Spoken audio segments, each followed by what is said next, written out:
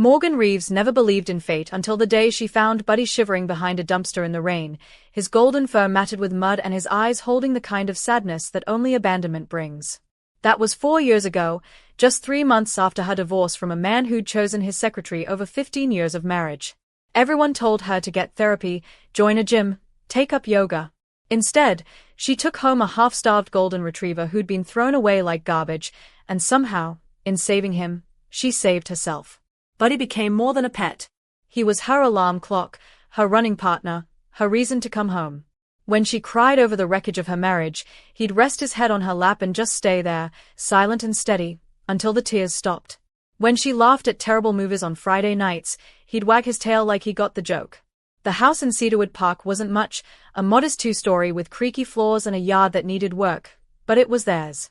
Morgan had spent 3 years turning it into a home, painting walls, planting roses, building the life she'd always wanted.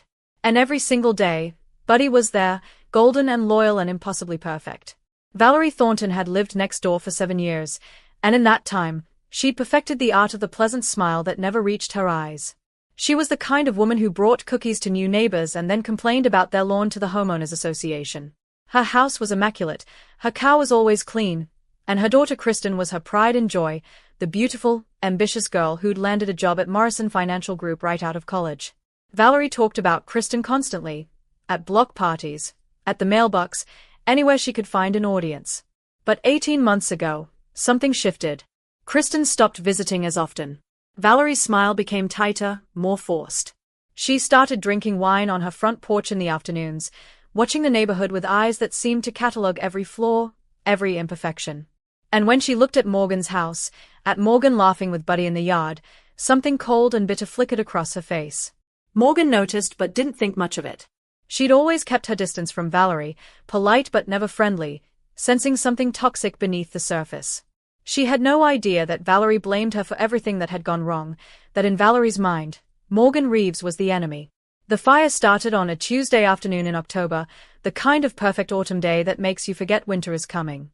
Morgan had left the house at 2:15 to pick up her prescription at the pharmacy on Riverside Drive, a simple errand that should have taken 20 minutes. She'd cracked the windows for air, left Buddy's water bowl full, and kissed his head before walking out the door.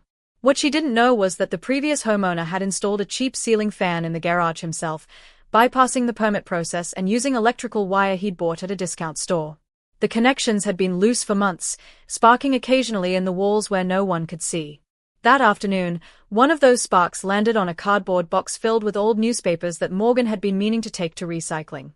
The flame was small at first, almost nothing, just a whisper of orange in the shadows. But fire doesn't stay small. It crawled up the cardboard, found the wooden shelves, tasted the paint thinner left behind by contractors who'd worked on the kitchen last spring. Within 4 minutes, the garage was an inferno. Within 7 minutes, smoke was pouring into the house through the door Morgan had left slightly ajar so Buddy could move freely between rooms. Daniel Pierce was washing his truck in his driveway when he saw the first thin column of smoke rising from Morgan's garage. For a second, he thought maybe she was burning leaves, but then he saw the black edges creeping into the gray, and his stomach dropped. He threw down his sponge and ran across the street, already pulling his phone from his pocket to call 911. That's when he saw Buddy. The golden retriever was pressed against the living room window, his paws scratching frantically at the glass, his mouth open in barks Daniel couldn't hear through the sealed window. Smoke was starting to fill the room behind him, dark and rolling, and Buddy's eyes were wide with the kind of terror that makes your chest hurt. Daniel didn't hesitate. He sprinted toward the front door, already thinking about how he'd break the window, grab the dog, get out fast. But before he could reach the porch, a hand clamped down on his shoulder and spun him around. Valerie Thornton stood there, her face twisted into something ugly and determined, her fingers digging into his arm hard enough to bruise. "Don't," she said, and her voice was cold as winter stone. "Let it burn." Daniel stared at her like she'd just spoken in a foreign language, his brain unable to process what he'd heard. "What? Are you insane? There's a dog in there." He tried to pull away, but Valerie's grip tightened, and she stepped in front of him, blocking his path. "That woman destroyed my daughter's life," Valerie hissed, her eyes blazing with something dark and furious. Morgan went to Kristen's company and filed complaints about her attitude, about her work, and they fired her. "My baby lost everything because Morgan Reeves couldn't mind her own business." So no, I don't think we should risk our lives running into a burning building for her precious pet. Daniel looked from Valerie to the window where Buddy was still scratching, desperate and terrified, and felt something break inside him. "You're talking about a living creature," he said, his voice shaking. "I don't care what happened with your daughter. That dog is innocent." But Valerie didn't move, and other neighbors were emerging now, drawn by the smoke. Someone was shouting about calling the fire department. Someone else was filming on their phone. The moment stretched too long, and Daniel felt the weight of it, the terrible mathematics of risk versus reward, of Valerie's words poisoning his resolve. By the time he finally pushed past her, by the time he reached the porch, the heat was too intense. The windows were cracking from the temperature. Black smoke poured from every gap. And Daniel Pierce stood there, helpless and horrified, knowing he'd hesitated too long. "Before we see what Morgan does when she arrives at that burning house, I need to ask you for a favor. We're working toward our first 1,000 subscribers, and honestly, your support is what keeps this channel alive. If you're enjoying this story and want to see more like it, please hit that subscribe button now, drop a like on this video, and comment below telling me where you're watching from. It takes 2 seconds, but it makes all the difference." Morgan's car screeched into the driveway at 2:43, the pharmacy bag still on the passenger seat, forgotten the second she'd seen the black smoke rising above the treetops 3 blocks away. She knew. Somehow, she just knew. She left the engine running, the door hanging open, and ran toward her house screaming Buddy's name so loud her throat burned. The front of the house was completely engulfed, flames licking out of broken windows, the roar of the fire drowning out everything else. She could feel the heat from 20 feet away. Could smell her life burning, but none of it mattered. Only Buddy mattered. She tried to run inside, got 3 steps onto the porch before Daniel and 2 other neighbors grabbed her, their hands rough and urgent as they dragged her back. She fought them like a wild animal, kicking and screaming, begging them to let her go, promising she'd be fast, just let her get to him. "He's scared," she sobbed, her voice breaking into something raw and inhuman. "He doesn't understand why I'm not coming. Please, please let me go to him." But they held her tight, and all she could do was watch her house burn and know that Buddy was inside, waiting for her, wondering why she wasn't coming to save him like she always had before. The fire department arrived at 2:51, their sirens cutting through the chaos, their movements efficient and practiced. They set up hoses, broke down what was left of the front door, and went inside with breathing equipment and heat sensors. Morgan stood on the lawn surrounded by neighbors, their hands on her shoulders, their voices murmuring useless comfort, and she felt like she was watching everything through glass. Time moved strangely. The firefighters were inside for what felt like hours but was probably only minutes. When the first one emerged, he was carrying something wrapped in a fireproof blanket, and Morgan's heart seized with hope so fierce it hurt. But the way he walked, slow and careful and sad, told her everything before he even reached her.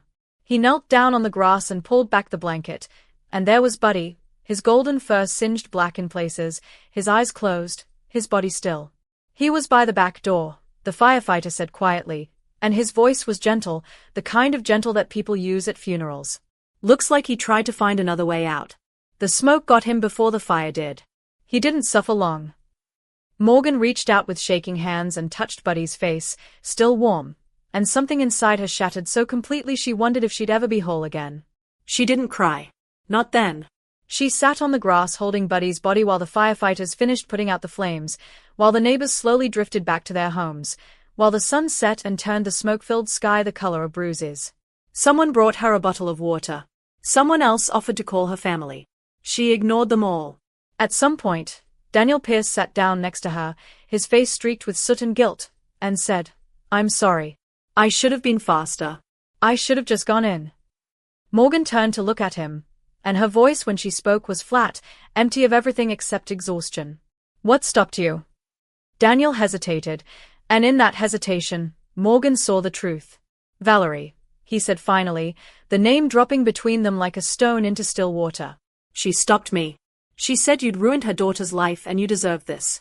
She told me to let him burn."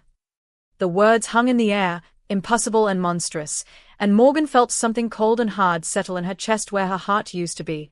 She looked across the street to where Valerie's house sat dark and quiet, curtains drawn, no lights on, like nobody was home. But Morgan knew better. Valerie was there, hiding in the shadows, probably congratulating herself on a job well done. They took Buddy's body to a pet cremation service that night, and Morgan rode in the back of Daniel's truck with her hand resting on the blanket, unable to let go until the last possible second. She didn't go back to the house. There was nothing to go back to. The structure was condemned, the inside completely destroyed. Everything she owned either burned or ruined by smoke and water. Her sister Julia drove in from Portland and took her to a hotel near the airport, a generic room with bland art and scratchy sheets that smelled like industrial detergent. Julia tried to get her to eat, to talk, to cry, but Morgan just sat on the bed staring at the wall, Buddy's collar in her hands, turning it over and over like a prayer. 3 days later, they held a small burial for Buddy's ashes in Julia's backyard under an oak tree, just Morgan and her sister and Daniel, who'd shown up with flowers and eyes red from crying. Morgan stood there in a borrowed black dress and listened to Julia say something about how Buddy was at peace now, how he'd loved Morgan so much, how his spirit would always be with her. Pretty words. Empty words. Because Buddy wasn't at peace. He died terrified and alone, abandoned by the person he'd trusted most, and no amount of poetry would change that. That night, back in the hotel room, Morgan couldn't sleep. She lay in the dark thinking about Buddy's last moments, about him scratching at the window, about Valerie's hand on Daniel's shoulder stopping him from helping, about the casual cruelty of someone who could watch an innocent animal die to settle her imagined score. The rage came slowly at first, a warm trickle in her veins, but then it grew hotter, fiercer, until she was shaking with it. Morgan had spent her whole life being reasonable, being kind, letting things go. When her husband cheated, she'd sign the divorce papers without a fight. When her boss passed her over for promotion, she'd smiled and said congratulations to the man who got it instead. When life knocked her down, she got back up quietly and kept moving. But this was different. This wasn't about her. This was about Buddy, who'd never hurt anyone, who'd loved unconditionally and died because of someone else's hatred. Morgan sat up in bed, turned on the lamp, and opened her laptop. She'd worked in corporate compliance and fraud investigation for 12 years before taking early retirement. She knew how to find information, how to follow trails, how to uncover secrets people thought they'd buried. And if Valerie Thornton thought she could destroy Morgan's world and walk away untouched, she was about to learn a very painful lesson about consequences. Morgan started with Kristen, because Valerie's entire justification for her cruelty hung on that story. My daughter lost everything because of you. But something about it didn't sit right. Morgan had filed a complaint with Morrison Financial Group 14 months ago after Kristen had been incredibly rude to her during a consultation about investment options, but that kind of complaint usually resulted in a warning, maybe a write-up, not termination. Morgan called an old colleague who still worked in corporate HR consulting, a woman named Diane who owed her a favor from years back. I need information on a termination at Morrison Financial, Morgan said, keeping her voice casual. Employee named Kristen Thornton, fired about a year ago. I filed a customer complaint that might have been related, and I need to know if there's more to the story. Diane was quiet for a moment, and Morgan could hear keyboard clicks in the background. Then Diane whistled low and long. Oh, honey, your complaint didn't get this girl fired.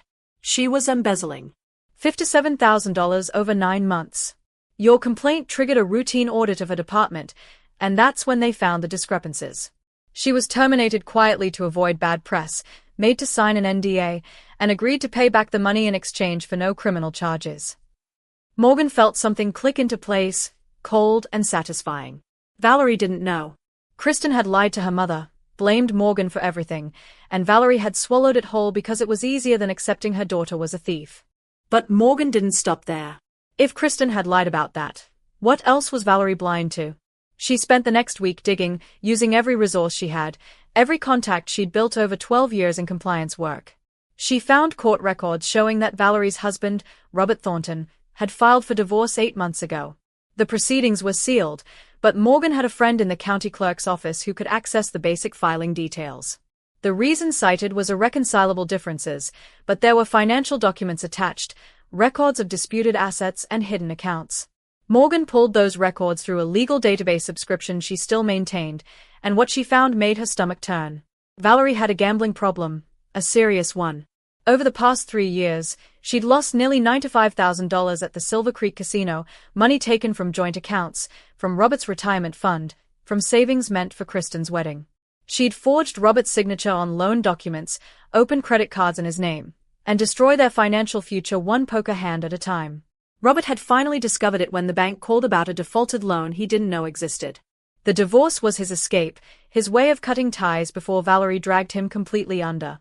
And now Valerie was broke, bitter, and facing foreclosure on the house she'd lived in for 7 years. The pieces were falling into place, but Morgan needed more. She needed the fire. She requested a detailed copy of the fire marshal's report on her house, paying extra for the full technical analysis.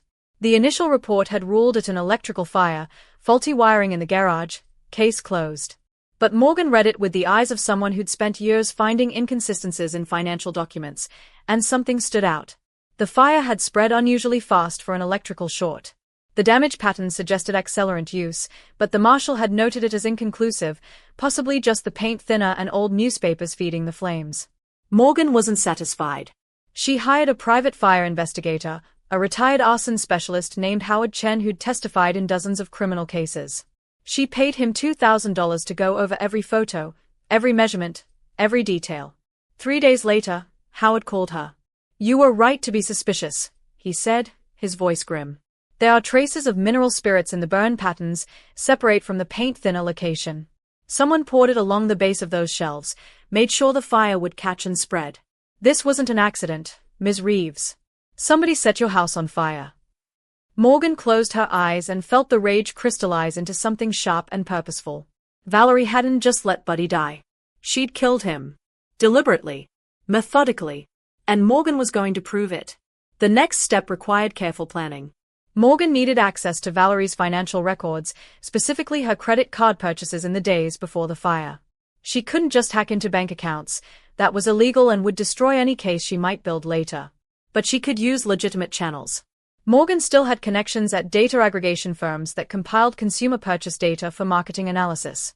She called in another favor, this time from a man named Eric who worked at a company that tracked retail transactions. "I need to see purchases made by Valerie Thornton in the week before October 15th, Morgan said. Specifically hardware stores, home improvement chains, anywhere she might have bought supplies. Eric hesitated. "That's pretty specific, Morgan. What's this about?" She told him the truth, or enough of it. The fire, the dead dog, the suspicion that it wasn't an accident. Eric was silent for a long moment, then sighed. "I'll send you what I can. But if this goes anywhere official, you didn't get it from me." 2 hours later, Morgan had a spreadsheet of Valerie's purchases. And there it was, clear as daylight. October 13th, 2 days before Morgan's fire. West Side Hardware. Mineral spirits, cotton rags, a box of long-reach matches. Total purchase, $43.67. Morgan screenshot the transaction, saved it in 3 different places, and felt her heart pound with something that wasn't quite satisfaction yet but was close. She had the evidence. Now she needed to connect it to the scene. Morgan called Howard Chen back and asked him to write an official report documenting the accelerant traces, the burn patterns, and his professional opinion that the fire was deliberately set. Howard sent it over within 2 days, stamped with his credentials and signature. Then Morgan compiled everything into a single file.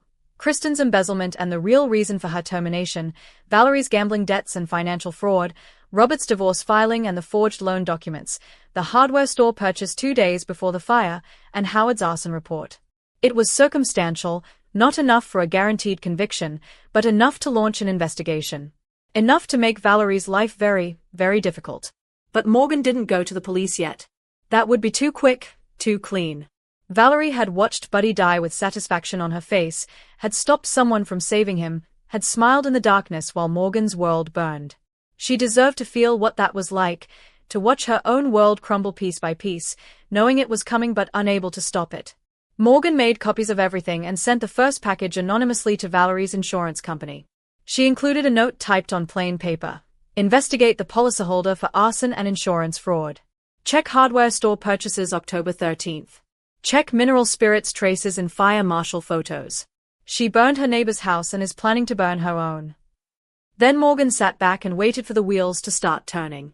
The insurance company moved faster than Morgan expected.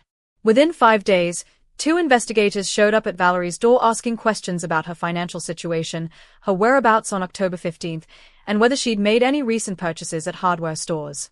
Valerie denied everything, of course, but Morgan watched from her rental car parked down the street and saw the panic in Valerie's face, the way her hands shook when she closed the door. That night, Morgan sent the second package, this one to Morrison Financial Group's legal department. It contained evidence that Kristen Thornton was violating the terms of her termination agreement by working under the table at a competitor firm, processing financial transactions without proper licensing. The NDA she'd signed specifically prohibited this, and the penalty was prosecution for the original embezzlement. Morgan had found Kristen's new job through social media, a careless Instagram post showing her at a desk with a company logo visible in the reflection of her computer screen. Within a week, Morrison Financial's lawyers sent Kristen a cease and desist letter, and when she refused to comply, they filed criminal charges. $57,000 in embezzlement was a felony, and Kristen was arrested on a Tuesday morning at her apartment, taken away in handcuffs while her neighbors watched through their windows and whispered. Valerie called Morgan 3 days after Kristen's arrest. Morgan saw the number on her phone and let it ring 4 times before answering, keeping her voice neutral and tired. "Hello." Valerie's voice was frantic, almost unrecognizable. "Morgan, I need to talk to you. Please. Can we meet somewhere?" They met at a coffee shop on the edge of town, neutral territory, and Valerie looked like she'd aged 10 years in 2 weeks. Her hair was unwashed, her clothes wrinkled, and her hands trembled as she stirred sugar into coffee she never drank. "I know you think I'm a terrible person," Valerie started, and her voice cracked. "But everything's falling apart, and I don't know what to do. The insurance company is investigating me for fraud. Kristen's been arrested. Robert won't return my calls. And someone keeps sending information about me to every agency and company I've ever dealt with." She looked up at Morgan with desperate, red-rimmed eyes. "Is it you? Are you doing this?" Morgan met her gaze without flinching, and when she spoke, her voice was cold and precise. "Did you start the fire that killed my dog?" The question landed between them like a bomb, and Valerie's face went white, then red, then white again. "I don't know what you're talking about." Morgan leaned forward. "Yes, you do." Valerie's composure shattered. Her face crumpled, and tears started streaming down her cheeks, ugly and desperate. "It wasn't supposed to happen like that," she whispered, her voice breaking. "I was just so angry, so tired of watching you be happy while everything in my life turned to garbage. Kristen blamed you, and I believed her because I needed someone to blame. I bought the supplies thinking maybe I'd just scare you, make you feel unsafe, but then I was in your garage and it was so easy, just a little mineral spirits, just a small fire to send a message. I didn't know it would spread so fast. I didn't know your dog was home." Morgan felt something white-hot and lethal surge through her veins. "You knew Buddy was there when Daniel tried to save him. You stopped him. You told him to let Buddy burn." Valerie was sobbing now, her face in her hands, her shoulders shaking. I know, and I hate myself for it. I was caught up in the moment, in the anger, and I thought you deserved to lose something precious like I'd lost everything. But I was wrong, Morgan. I'm so sorry. Please, I'm begging you, stop whatever you're doing. I'll confess. I'll turn myself in. Just please stop destroying what's left of my life." Morgan stood up, looked down at this broken woman who'd killed the only family she had left, and felt absolutely nothing. "You should have thought about that before you lit the match." Morgan walked out of that coffee shop and went straight to the police station. She handed them the complete file, the arson report, the hardware store receipts, Valerie's confession recorded on her phone because she'd hit record the moment Valerie started talking, and a written statement from Daniel Pierce about how Valerie had prevented him from rescuing Buddy. The detective who took her statement was a middle-aged woman with kind eyes and a tight mouth, and when she finished reading through everything, she looked up at Morgan with something like respect. "This is thorough work," she said quietly. "You built this case better than most of our investigators would have." Morgan didn't smile. "I want her prosecuted for arson, insurance fraud, and animal cruelty. I want her to serve real time." The detective nodded slowly. "With this evidence and her confession, that shouldn't be a problem. We'll bring her in today." They arrested Valerie that evening, and Morgan was there to watch the police car pull up to Valerie's house, to see her let out in handcuffs while the entire neighborhood watched. Valerie saw Morgan standing across the street and their eyes met, and in that moment, Morgan wanted Valerie to understand exactly what she'd lost, exactly what happened when you hurt something innocent out of spite. The trial took 4 months to get to court, and Morgan attended every single day. She sat in the front row dressed in black, Buddy's collar in her purse, and watched Valerie's defense attorney try to paint her as a woman who'd suffered a mental break, who'd been under enormous stress from financial problems and family issues, who'd made a terrible mistake in a moment of weakness. But the prosecution had Morgan's evidence, Valerie's recorded confession, and Daniel's testimony about how she'd deliberately stopped him from saving Buddy. They had the hardware store receipts, the mineral spirits traces, the timeline that proved premeditation.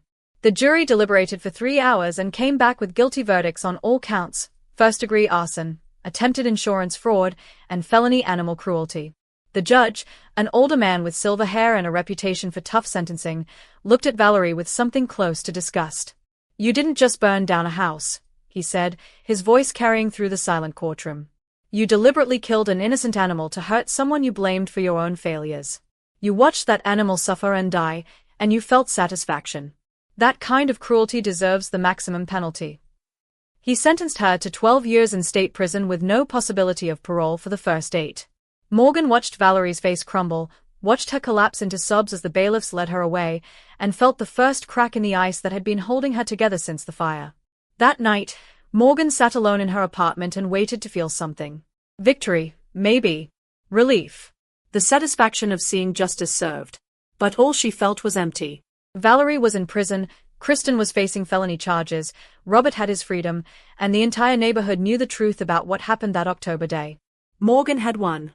She'd torn apart the life of the woman who'd killed Buddy, had watched her lose everything just like she'd planned. But Buddy was still gone. The house was still burned. And no amount of revenge could bring back those 4 years of unconditional love, those mornings waking up to a wet nose and a wagging tail, those nights falling asleep with a warm weight pressed against her side. Morgan pulled out Buddy's collar from her purse, ran her fingers over the worn leather and the tag with his name engraved in simple letters, and finally, for the first time since the sentencing, she cried. Not angry tears or bitter tears, but the deep, wrenching sobs of grief she'd been holding back for months. She cried for the friend she'd lost, for the innocence that had been stolen, for the part of herself that had died in that fire along with Buddy. And when the tears finally stopped, when she'd cried herself empty, Morgan realized something that made her chest ache. Revenge hadn't healed her. It had just given her something to focus on besides the pain. 3 weeks after the trial ended, Morgan drove out to the countryside and found a piece of land for sale, 20 acres of rolling hills and oak trees with a stream running through the back property. She bought it with the insurance money from her house, the money she'd planned to use to rebuild in Cedarwood Park. But she couldn't go back there, couldn't live next door to the ghost of that day, couldn't walk past the empty lot where Buddy had died. This land was different, untouched and peaceful, far enough from the city that the only sounds were birds and wind and the rustle of leaves. Morgan hired contractors to build a facility, not a house for herself but something better, something that would have made Buddy proud. She built a rescue sanctuary for older dogs, the ones that shelters struggled to adopt out, the ones who'd been abandoned or abused or simply outlived their usefulness to people who'd never deserved them in the first place. She called it Buddy's Haven, and she hung his collar by the front entrance under a photo of him with his tongue out and his eyes bright with joy. The sanctuary opened 6 months later, and within the first week, Morgan had 12 residents, grey-muzzled and gentle, each one getting a second chance at love.